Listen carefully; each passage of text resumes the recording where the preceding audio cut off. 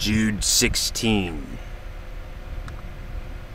And the angels which kept not their first, but left their own habitation, he hath in everlasting chains under darkness into the judgment of that great day.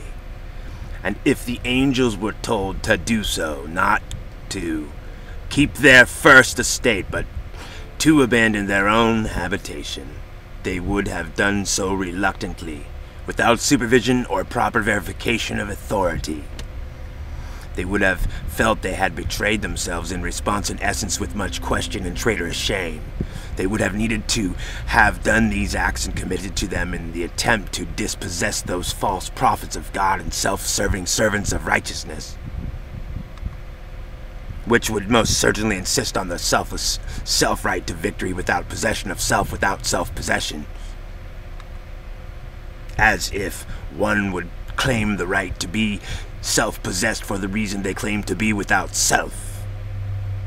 The confirmation of higher authority would most certainly have to arrive after the fact or in retrospect without due authority and confirmation, for the reason there were those that would refuse to abandon their own to confirm presence of individual responsibility and verification for Judgment Day.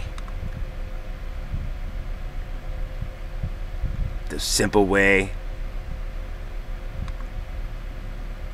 to know this would be to say you have the right to own something in God's eyes only when He has confirmed that you have totally given it up forever. Let it go, and then He gives it to you and instructs you not to give it up, ever since you have earned it in His eyes. The problem is when others have never given it up in the first place. See that one who has earned it will not give it up. They are totally unaware of the circumstances, actually, and refuse to earn it by letting it go forever, where God would grant it to them forever again after. There are also those that would only do what they think they would have to in order to get what they want. If the intention was not pure, then it would not count as far as God would be concerned. An event is split into three types. 1. Those that really gave it up and so earned it and now protect it as their own. 2. Those that copy the first, refusing to give it up, saying, look at number 1, they refuse to give it up, so why should I?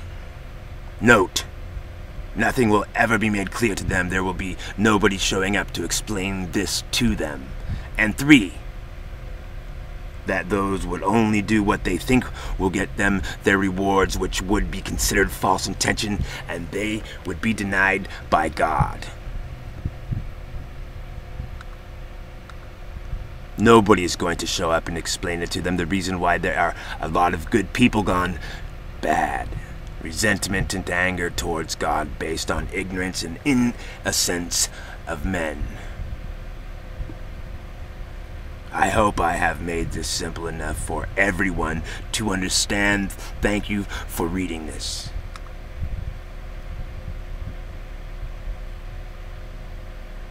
Welcome.